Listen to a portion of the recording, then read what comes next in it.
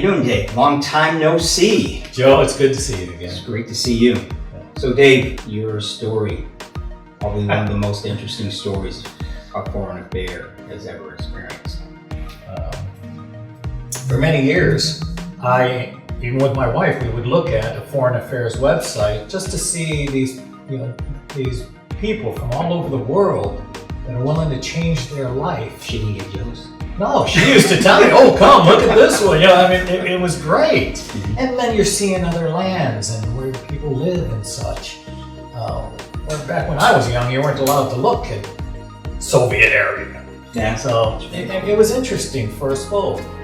Never thinking that someday I'm going to actually go on a tour, right. Because she wouldn't be with me anymore. But ultimately, she passed away from cancer 5 months after my daughter passed away from cancer.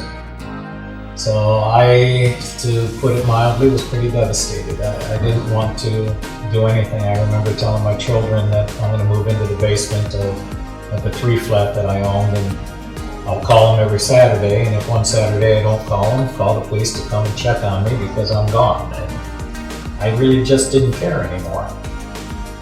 But I knew that, because of my religious beliefs, I couldn't take my own life or anything, and I wouldn't do anything like that. But, it was all just, I wasn't happy, let's put it that way. And about a year later, my daughter came home and said, "I need to get up out of the chair and go someplace." She goes, "Take a trip, travel, go do something."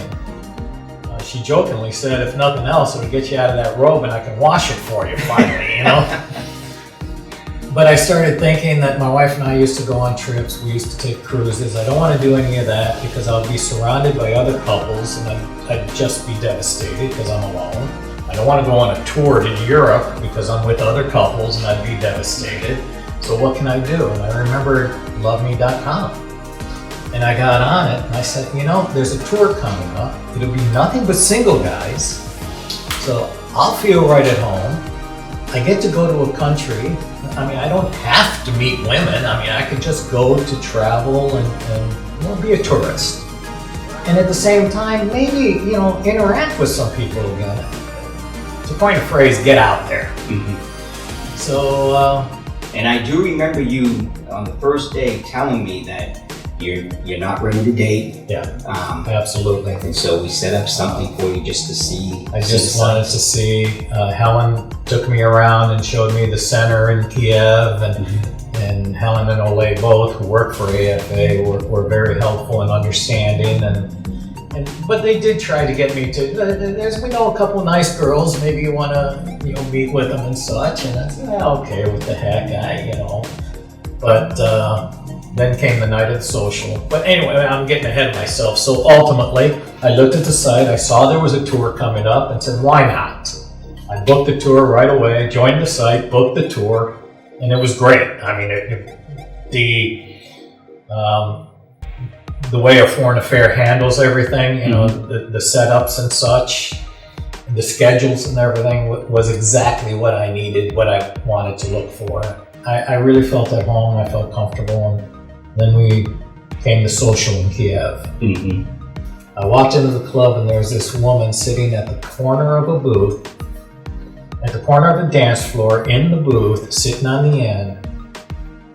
And I hate to say cliches, but stopped me in my tracks. You may even remember, I told you right there by the bar, mm-hmm. when I was looking at her and I pointed to her kind of covertly and I said, if I can make the perfect woman in the world for me, that would be her, sitting right there.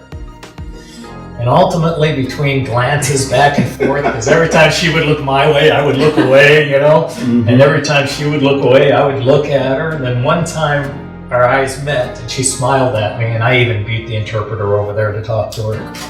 Sat down, we talked for maybe 6-7 minutes, and we exchanged phone numbers and email. I remember she asked me if I liked to dance. So we danced. I found out she told me that she was 37. In reality, she was 38. Ooh. Yeah. Maybe she didn't know whether or not you liked older women. Mm-hmm. Well, 38 was too young for me. That's not what I'm looking for. And, but I couldn't help it. Right. And then we both had talked about this later on, which we'll get to, but the only way this could have happened is with divine intervention, to put it mildly. And let me tell you, I need her so much. She is my life now. And I thank God all the time for her. And You deserve it though, Dave. she You both do. She's a wonderful woman. She is, she's just a great gal. And I'm a lucky man. Check out our website at firstchoicedating.com. If you enjoyed this video, be sure to give us a thumbs up and subscribe to our channel. Then click on the notice bell to get notified every time we add something new.